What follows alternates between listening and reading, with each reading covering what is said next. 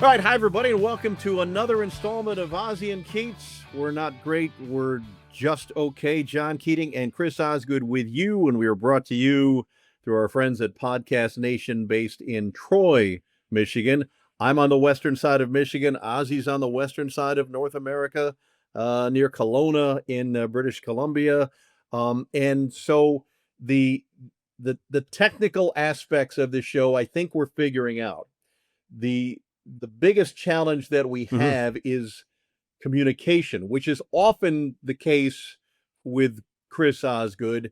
Um, and I was starting to feel like I was when I was 20, when I was ghosted by a girl that I thought liked me. I couldn't get a call back. I couldn't get a text back. My heart hurt a little bit. I'm crying into my pillow because I think Ozzy has left me. What did no? It's more technical. My phone's not doesn't Well, work great. you got Sometimes I get people my there. You when I'm got away from the I know house. you're surrounded by family and Yeah, but I get my texts don't come in unless I'm at home. Sometimes I'm right in the mountains, so yeah. then my phone's not These working are great, which is excuses. great to be here. These are But ADD at the best excuses. of times, when I'm in Troy, I struggle with technology as it is, and that's well documented. Not at the level of a Mickey Redmond struggle at technology, not that high, but I do have some issues. But lately we've been hitting it out of the park. Don't We've jinx been it. doing real good. We've Don't been jinx getting it. on Yeah, right don't away. jinx The it. sound Yeah. seems decent. Let's not jinx it though. I was thinking, but we got it together for What's the once, a difference little bit. between a Canadian summer vacation and a Michigan summer vacation in your estimation? Well, it takes you a lot longer to get around. Kilometers an hour driving at 40 or 50 is very slow. So you got to give yourself more time to drive. Michigan drivers are fast and you're getting around pretty quick. Um, Pedestrians walk everywhere here. There's a stop sign in every corner, John. You know that. Every corner. And I would People say are this: polite Canadians are there, rules right? followers. People are 100%, very polite, very kind, but ultra rules followers will not break the rules no matter what, at all. It just takes longer. It's very relaxing.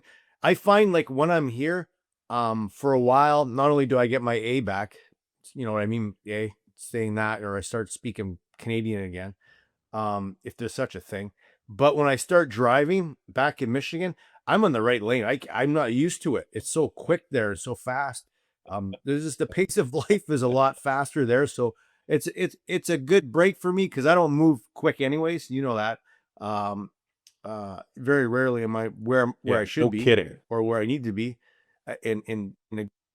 But I find like when I get back, I need for the first two or three times I get on 96, I'm in the right side. It's way too quick for me. So it takes me a little bit of time to adjust here when I get here and a little bit of time to adjust when I get back. We share pretty much everything with each other, and I will share this with you because we have been TV partners Mhm. for quite some time.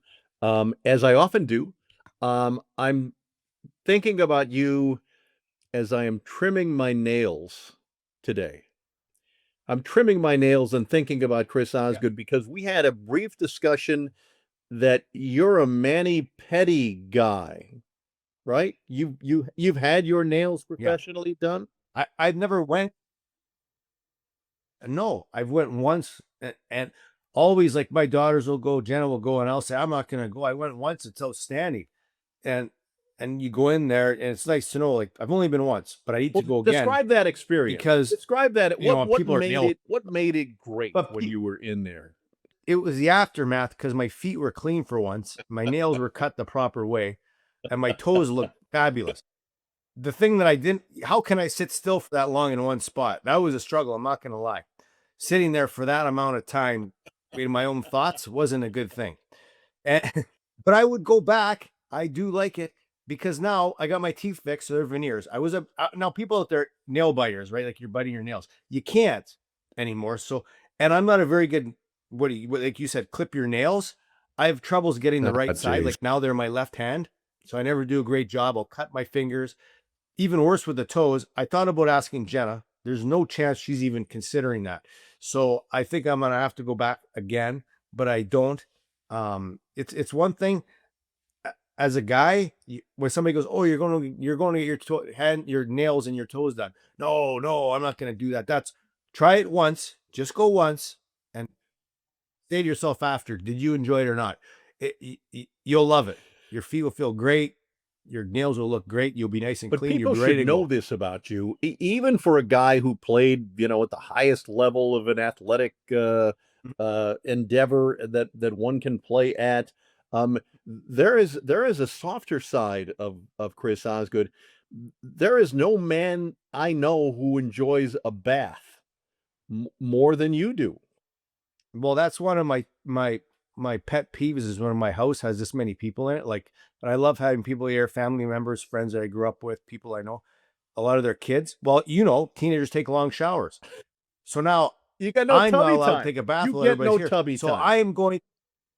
I'm going, usually I'm a bath a day guy. Okay. No doubt. Sometimes I'll even get the iPad, pull it up, put a nice little show on, Cheers in all likelihood, something like that. I'll watch that, put a little Epsom salts in there. Oh, I'm nestled in. I'm all about it. I have not taken a bath now, and I was actually last night. I stopped by. Here it's not CVS, it's Shoppers Drug Mart. I stopped by and got Epsom salts because I'm preparing Oh, myself for my first bath in like 2 weeks because the water doesn't last very long here. So I've been not instructed, told that I can't waste the water. So I can't even think about getting in the tub. But tonight, I will take one for no, you. I might even no, call you please, from for the the tub love tonight. of God, don't take a bath for me and don't call me from the tub. Both of those things. I want no part of your bath time. No, no. But No? on the Okay. road, when you have traveled with the Red Wings, I mean, the hotel, you're looking forward to getting, in the Yeah. tub in these hotels. And God knows what had happened in those tubs in Well, hotel for sure. rooms. I don't even think that. That's not even a remotely in my Now it mind. is. I ruined it for Um, you. Not at all. No, I'm just right in there. And one time, Jim Bedard had adjoining rooms and I actually took a bath in his tub and he wasn't in the room and he came in and he's like, Oh, "Are you in my tub?" Like he didn't know I was in there until about 5 minutes he's in his room and realized that I was taking a bath in his tub. But for sure, but when you're on the road, like especially like you're flying, my back gets stiff and you don't feel good. yeah. I like to get in there, and I bring Epsom salts on the road too. Yeah. By the way, Okay. little packages, And slip it and in you there, feel better. The and nighttime and you Epsom and you salts are bring a good too. white noise machine with you everywhere? I'm a horrible sleeper now. I used to be able to sleep through the night almost too long, take naps. Now I'm up and down. I struggle to sleep. So yeah, I bring a sound machine, my own blanket, my own pillow. Trevor Thompson, by the way, is jealous of my preparation when we go on the road because he complains about the blankets on the road in these beds. And I always prepare myself. I have Epsom salts. I got Who everything is when more I'm on the high road in the hotel. maintenance than Chris Osgood? Nobody. Nobody. I mean, think of whatever I supermodel you can. Taylor Swift is not more high maintenance than Chris Osgood. I am. I never was before. I mean, I grew up in a small town where, I don't think I am, but there's one thing I am. I like good hotels. I don't like. I'm a Yeah. hotel snob. I am, and that's one thing. I love a good hotel with good rooms, and I can nestle in there, and I got everything set up. The first thing I do when I get to my room, regardless of how long I'm there, I'll put all my stuff away in the drawers, organize the room, get the bed all ready, the pillows in a shape, put the remote control right there. I'll get fully ready to stay in that And, room for however and long I'm are going to you be in. one who does not let the maids come in during the stay? Because some people, No, no, I clean my room. I do it, and I make sure it's all clean. I'll ask for towels. I'll go down and get extra ones if I need them, but in all likelihood, not. Um, I remember the most. Now this is back when I would, we have some like what Bert said. The most disappointing thing that ever happened was when I think it was Mike Babcock was coaching us, and they locked the mini bars. I'll remember that. Bert never told that story, but Todd Bertuzzi is going to we were join in us on this Arizona, and we're episode. like I should have mentioned that at the top of the show, but go ahead. we were like talking about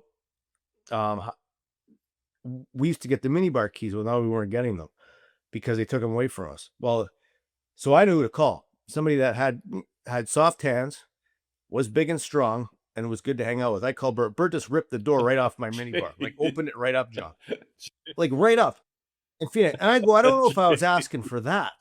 So then I got from the secretary for the Wings, I got a bill for damage to the minibar was on my bill at the thing, and I'm like, oh my gosh, you know, you're young, not so smart, and we've improved in both those categories a bit. We've aged and we've got All a right, little bit smarter, before but we not a lot. we bring Bert in, and I'm going to sort of brace myself as I ask this question. If you're cleaning your own hotel room, are you tipping the maid?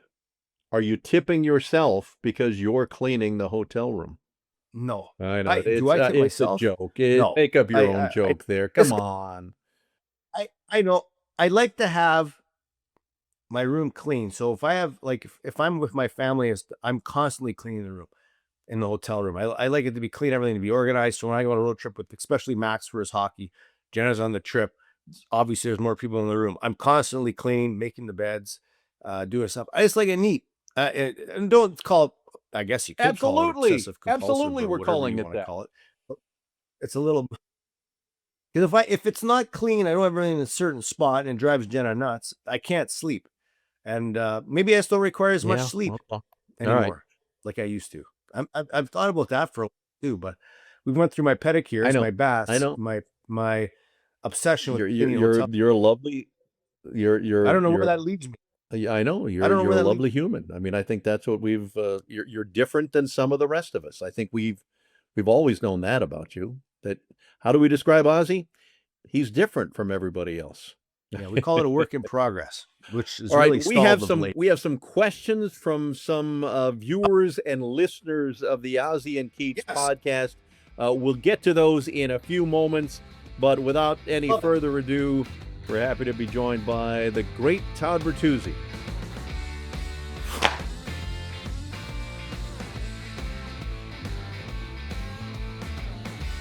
Fine, we continue, and we're delighted to welcome in another guy who couldn't seem to make a go of it with the New York Islanders, much like the goalie that we talk with regularly. Todd Bertuzzi joins us from someplace in Canada. It is great to see you. Welcome to Ozzy and Keats. This has to be the highlight of your summer. It definitely is the highlight of my summer, and I was looking forward to seeing both of you. I haven't seen you guys in a while, and obviously Keats, I did a little bit of work with you, and I haven't seen Ozzy in forever, so thanks for having me on. Well, as we begin, give me your best Chris Osgood story that you can clean up enough for it's an audience that doesn't mind hearing some stuff. Gotta watch it, Bert. What a laugh! What a laugh that is. Oh, buddy, I would never throw you under the bus. No, hey, listen, Ozzy was one of my favorite humans of all time. Tough ass motherfudger. Um, should be in the Hall of Fame already, but he was I don't know, he was always a blast. But we had a lot of hot stoves, a lot of drinking beer, spent a lot of time together on the bus and on the road, and I was always close with the goalies, him and Howard. They're two of my favorite goaltenders, and I always enjoyed their company. And uh actually, no, I got a Here really we good go. story I Here can we tell that we go. won't both hit in trouble. So it was a night in Columbus. We just landed, and Oh, I don't think we Dead I Man don't think Ale. we played that well. Yes. So we went to this pub, me, him, and Brad May. So we went in there and we had this beer called Dead Man Ale. We didn't look at the proof Oh, or how heavy or how hard it was. Oh, And 9 of them later, we found out it's like a 14%. So we went home yeah. at probably got in around 12:31. It was just kind of a powwow, whatever. We woke up the next morning and I looked at him and he looked at me. He was, what the fuck did we drink last night? It was yeah. only for 2 hours, too. Oh, And we're playing Columbus. And the then all of a sudden, Mayday comes down and Mayday's head was swollen like this. So I was like, oh boy, this is going to be a tough one. So me, Mayday, and Ozzy sit together in the dressing room in Columbus. It smelled like a brew house. Fart, ale, beer, everything was disgusting. yeah. So we have morning skate and we get out there. We're still 3 sheets to the wind or whatever. And then we go home, no pregame meal, go straight to bed. So then we meet on the bus to head to the rink or whatever. And I look at Ozzy, I'm like, I don't know if I can fucking do this, whatever. And then we find out Ozzy's not even playing. So me and Nate are in the lineup, hung over to the gills, and we get out there Fortunately, in the first period, I scored right away, and I said, "Oh, perfect! I got it out of the way. I'm okay. I'm okay." Mayday still hasn't left the bench in the second period, and Chris, so he ends up going to fight. Who was it? He fought Bull. So he goes out. The Bull. first shift, Bull asked him to fight. He literally grazed Mayday just by the eye here, whatever. But he was so hungover and so much alcohol and blood, he just started fucking squirting everywhere. So then he's in the penalty box. Ozzy's got a towel around his neck. I just got another assist, so I got a goal and assist, but look over at Mayday, and he's got blood coming all the way down, and just me and him down like you couldn't believe. He was so pissed off. And I think it was the fact that Ozzy had a towel around his neck, didn't play, and then I had a good game, and he only had one shift, and he got grazed and cut. So, That was one of the worst. That beer was. Oh. I've never had a worse hangover. I've never in my entire life had a worse hangover. It was awful. And you don't want to play guilty, but you got to be honest. There's a lot of times we did play guilty. Sometimes they were the better ones, and that one worked out for me. I had to Google that and do research on that. It wasn't good. Yeah. I remember I was standing across the street. We were at the intersection. Here at the bus. I went to Starbucks and it was windy. It was freezing, but I didn't care. Down there, I mouth you. What is going on? Yeah. I feel awful. Oh my God. That was no. But did Ozzy know? I said that was my. Did Ozzy win? He wasn't going to play. No, we won. No, we won. We won the game. I played great. For some reason, you didn't get to play. So, but it was just sitting there staring at each other. We're all swole. Mayday couldn't even put his foot in his skate. It was so swollen. And I never said if I was playing or not because I didn't want to go by myself. So I'd bring. Not that I bring guys down, but you want some company for a little while. You brought people up. Trust me, you brought us up more than you brought us down. And it was the biggest hole in the wall place in Columbus. It was across the street from that new hotel. I can't even remember. And we just went out to relax. Really, I mean, there was no intentions to it other than that. We literally just went out just to shoot the shit and have hot stove and talk about. That was all what we did. We always hot stove, but it was like legitly innocent.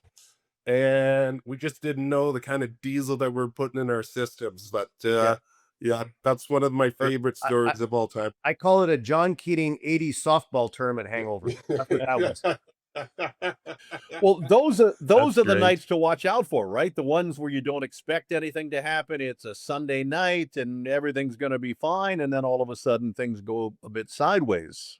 Hey, it's a long season. Sometimes you got to mix it up and play a little bit guilty. There's nothing wrong with it. As long as you perform and you play hard, it's okay. We're growing. When you look back on your Red Wings career, Bert, I mean, how close did you think that your teams could have made, a true run at a cup?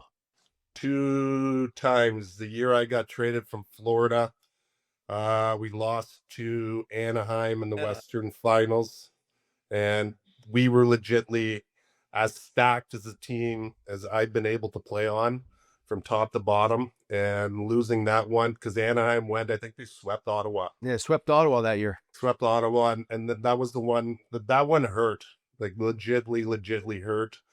And I think I only played 3 games. I was about a year with a back surgery, so I came in, played 3 games, but then I got to play through the whole playoffs, and I actually felt great. And the guys were very welcoming. It was like just me playing in Vancouver and playing against Detroit all the time. I had a lot of history with a lot of the guys and all that kind of stuff, but the guys were awesome. Chelly was one of the first guys that walked in the room, and they welcomed you in. But that one hurt. That was my closest chance at winning a cup, and I can't say that. You know what? Ozzy knows it better than anyone. It takes a lot of luck, takes a lot of health, and being in the right situation. And that was the situation I thought that I could have won, but things happen. That was in 2007. You were only here for basically a minute, but when you got the chance to come back, how much, having had that experience in Detroit, were you relishing the chance to be a Red Wing again? And ultimately, it's where you ended your NHL career. Yeah, you know what? I honestly wish I didn't leave. I really did. I think I had there was a deal that we had with Kenny, and Kenny was awesome to me, and I absolutely loved being there for that short period of time. I thought it'd be a great place to stay and all that. And then my good buddy Brian Burke offered me a deal that I couldn't refuse. And if you get a chance, and they were the Stanley Cup champions too, and they were bringing back pretty much everyone. So I was like, I'll take the 2 years. Nothing wrong with making a little bit of cash. I got to be honest with you. And took the 2 years over there and went over there. And I think you guys won. Again, Yeah. honestly, when it left. Yeah. So there's a common denominator. I leave, you guys win. But then I end up getting a chance to come back after playing a season in Calgary. And honestly, it's one of the greatest places, cities. Like, I just recently left there. I retired there. Never really wanted to leave, but I thought this was a good opportunity for me to come up and try to help these young kids and give back. My son's older now. He's with Utica with Jersey's farm team. And my daughter lives in New York. And I thought, you know what? No better time than now to come back and give it a year and see what I think. But if it doesn't go or it's not what I expect, it'll be back in Michigan in 2 seconds. Yeah, absolutely. So now, Bert, now you're getting into coaching. And how's that look? Well, I did coach tag in the Oakland Grizzlies for 4 years when I retired with Paul Cavallini. And honestly, it was 4 of the greatest years of my life coaching. There was nothing better than that. Just giving back to these kids. And I think just knowing that I made impact on a lot of these kids, as far as we had 5 kids get drafted to the OHL from the Oakland Grizzlies, which that's a lot. That's a lot. And we still have a lot of kids playing. I got Max Sasson, who plays for Vancouver Canucks now, which is pretty cool that I coached a kid that made it there, and he worked extremely hard and all that kind of stuff, and Tag's still grinding it out. And I just thought it was a good thing. And then my best friend, Mike George, his son is on this Red Hawk team, and it's one of the reasons why I wanted to come back and kind of coach and be around my buddies. Yeah. More importantly, how's the golf game? Always good. You know what, Ozzy? The golf game is good. The best part is I was never a long hitter to begin with, so my yardage is the exact same. I will be able to shoot the same score till I'm 90. Yeah, everybody thinks he's this big, rough and tumble guy, lumberjack. He's got a big soft side too. He's got those nice hands. Never wore a cup when he plays. I found out I speared him in the nuts by accident in practice once. In practice, hey, that was in New York. That was in New York arena. Yeah, yeah. And that was after. By the way, and that was after an off day, and I went out that night too. Just testing out equipment check. No, I never wore a jock and Ozzy. I can't believe that. Yeah, like John, when they told me that, I was like, "What are you?" Let's about? stop right there. How many NHL players are not protected in that very vulnerable part of their body? I don't know how many, but I know there's a few. It always affected my groins, and I don't know. I felt comfortable being free. You're a commando. You had a 13-year career going commando in the NHL, basically. Yeah, and he made it through.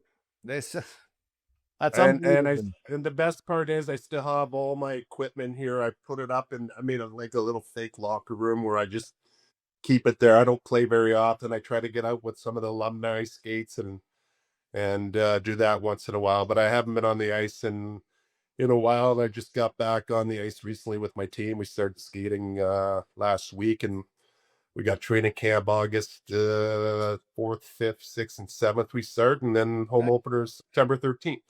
Well, the headline that I think drew everybody's attention was the fact that Todd Bertuzzi is making a comeback as a player at the age of 50. You had to do a little digging to find out to which degree of a comeback it is. Shed some light on your thought process here, and what the hell are you thinking? I don't. Everyone's asking me the same thing. I don't even know what I'm thinking. I don't know. Our owners bought the Hornets and brought them back to Cambridge again. They've been gone for a while, and they brought them back. And I thought it was a nice situation where I can help them out, try to promote them and all that kind of Reggie Dunlop style. I am training hard. I will see how I feel. I will get a couple skates in with them, and if I feel comfortable enough and healthy enough, I don't mind going up and lacing for a bit. And it's been funny. I've been getting Brian Burke text me, "What the fuck?" I've had people reach out to me. I said, "Hey, it was more of a PR to kind of promote our league and our players and all that. These kids are talented kids. They need a place to play. It's a very good league, and I respect them and all that. And like I said, I'm not gonna disrespect the game if I don't feel like I'm healthy enough. It's all hell. That's my back and my knees. But if I am, then I don't mind going out and lacing them up and playing a handful and kind of do the old Reggie Duddle. But I have friends and my son and everyone sending me stuff. Yeah. People are thinking that I'm broke. That's why I'm coming Bert, back to play again. You're gonna play and coach at the same time. That's correct? We have a head coach for the Hornets. Yeah. I would kind of assistant and play at the same time. Oh So my! I'm obviously going to play the shit out of myself. I mean, you just play. That's legendary stuff. I just thought, you know what? I'm back home. All my friends are here. Yeah.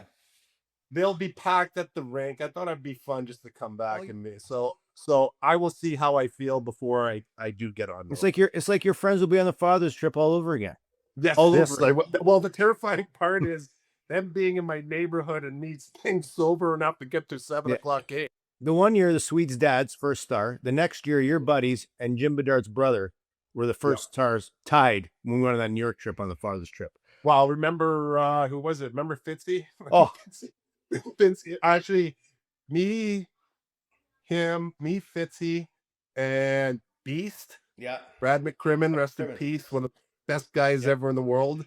And a couple other guys. We went to a bar. My buddy got absolutely buckled and he couldn't get up the hill. Yeah. And as he was going up the hill, he came back, cracked his head. We had to call Pete Van Zandt. Said, "Pete, we got thrown down and out. We had to go get him stitches done and all that kind of stuff." And then the next day, we go play golf with Mule. And from the first tee to the 18th tee, he was just puking nonstop. So I've had some entertaining friends on father-son trips. That's when the father's trip used to be a week long. And the plane ride out was loud. Buddy, I miss those and love. I never forget. I always sat in the very back of the plane with Danny Cleary and his father. Oh, Kevin. Yeah. and Kevin's the best, but he didn't know that when the plane takes off, you got to hold on to your tray. Eh? Yeah. So and if you know Cleary, he hates anything that just doesn't go right. And sure enough, the plane takes off and Kevin's tray just comes flying right back at them and the food all over them. It's just stuff like that. And the people that we were blessed to meet in other people's lives. I think that's why it's the coolest thing that hockey does is those trips. Those trips are a blast. Like I said, the plane ride, John, on the way out, like a rock star tour, and the plane on the way back was like you're in a library back in elementary school. There wasn't a sound. Hey, my dad only went twice because my dad could not.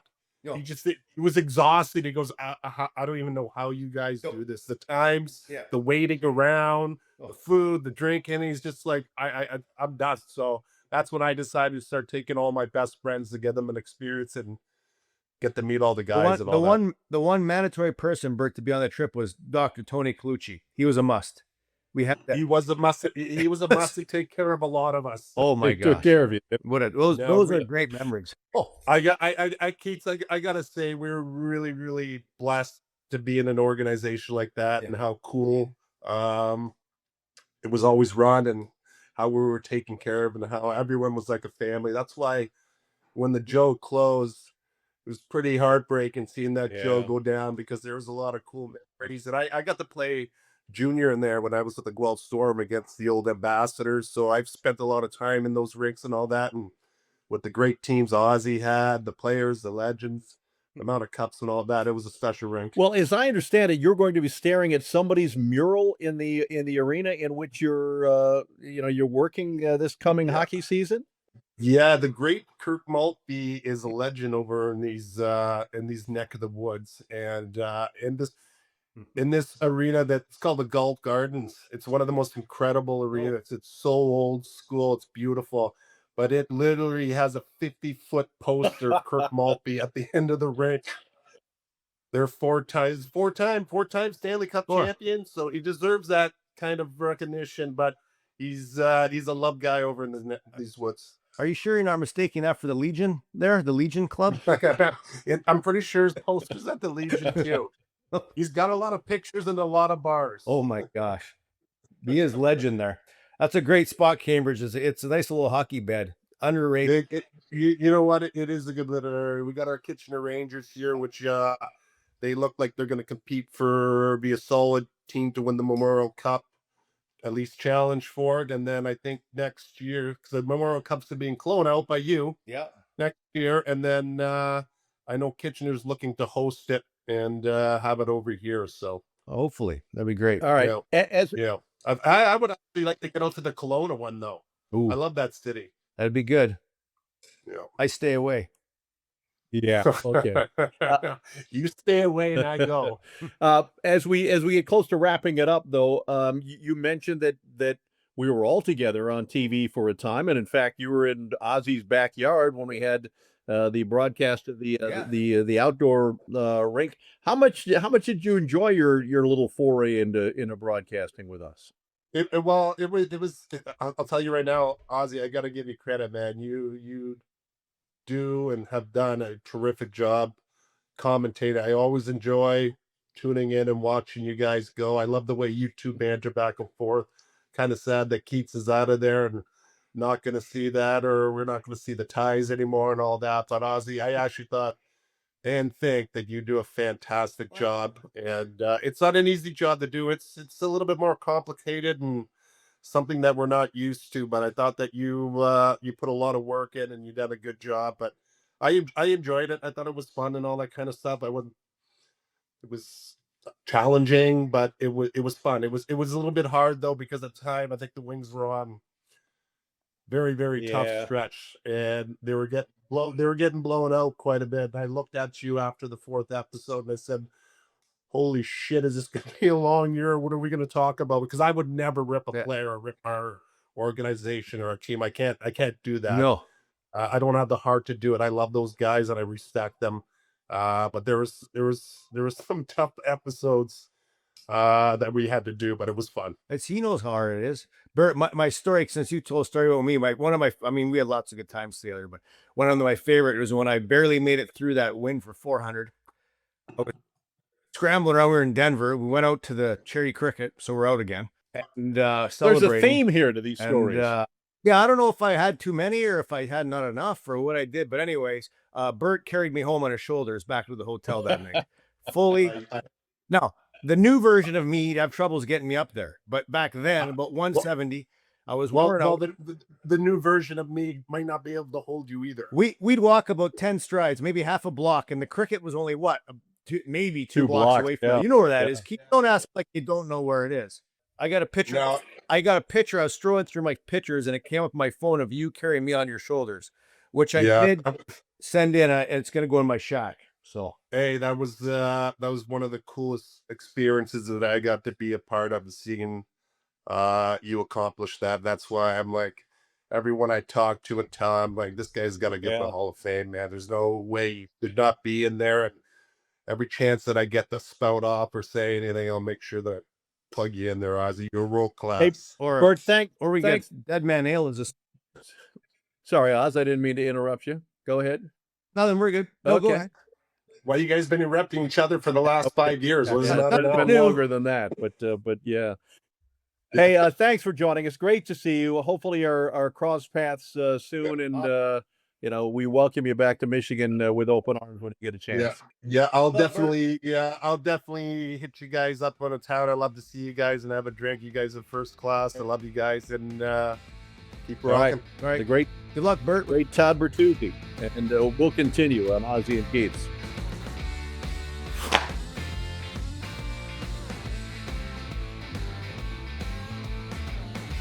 All right, great to visit with Bert. The stories that can be told by you and ex-teammates, and that's the beauty of everything that's connected with being a professional athlete at the NHL level. As long as you were, right? I mean, the experiences that you shared with your brothers, effectively. Yeah, you know what you miss the most? It's like not being around you anymore as much as I used to, you gotta get in a rhythm. You get in a habit of kind of an itinerary. You'd show up at the rink, I'd meet you down in the press lounge there. We'd walk up, we leave together. I'd call you as you're driving home. I call you on my way down, then I call you on our way home. But you miss that. It's camaraderie, right? Like you miss hanging out with guys and maybe having a beer after a game, or just going out to eat, or just talking shop on the plane, or playing cards, or doing whatever we did. Those are the things you really miss, and you don't realize it until you get to a point. I talked to Chris Draper today. I don't talk to him as much as I used to. We were really close. He's working for the Wings, doing a great job of running the draft and doing what he does. But it's and you speak of Kirk Maltby, don't talk with him as much as I used to. We kind of played phone tag the other day, so you kind of take it for granted for a while, right? And then you get older, you're like, wow, I haven't talked to these guys for a while, and we had so many great times together, so you kind of miss it. But those are the things when you're done, you don't get back, and it's hard to emulate that kind of camaraderie and that kind of friendship. So you got to cherish those Oh, if forever we for can sure. get Kirk Maltby and Chris Draper on our little podcast here, the stories that Bert just shared some of them, but I got to believe, Drapes has Yeah. Drapes has got double this. Drapes does a lot. I was Drapes' roommate for 2 years. God bless him. I mean, he would say, what, he won 4 cups, he won a Selkie, he had been through a lot as a Red Wing, a lot of years. He might even still say his hardest part of being a Red Wing was living with me for 2 years. I can relate. He might say that. Lori Price has a question. Would Ozzy consider and accept the position of goalie coach for the Red Wings? After you retired, you kind of slid into that role, or a role they're in for a time, which scares the bejesus out of me that you're helping to shape young people's lives. I coached Mrazek when Jeff Blashill was the head coach in Grand Rapids for a little while. We won the Calder Cup. I enjoyed it. My thing was I was gone more coaching than when I was playing. So that created some issues for sure when you have young kids. You're in Grand Rapids then, right?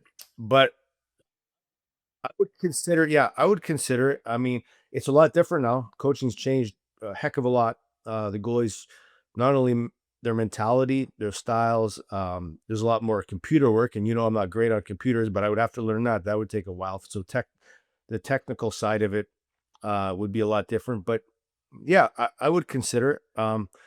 It's always great to be in the Wings organization and work with guys that I played with and work with Steve Yzerman. So it's something I would definitely think about for sure.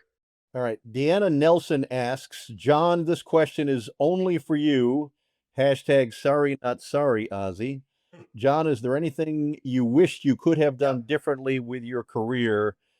And then in parentheses, besides working with Ozzy, because that's, I think Deanna knows where, our heads go. I mean, it's the greatest blessing and mistake of my career is getting saddled with you. So what was, I don't have have any of those regrets. I really don't. I mean, I've told the story. My contract wasn't picked up in Denver, and I was absolutely gutted when that happened. I was the main sports anchor for the CBS station there, but it turned out to be the best thing that could have happened because it got me back to Detroit and to a regional sports network. And so, were there some bumps along the way? Sure.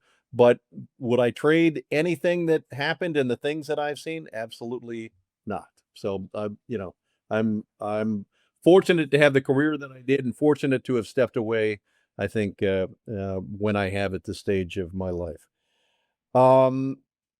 Question for you both. Can you share your favorite or most fun story with any of the current Red Wing players? That's from Kavita Rivers.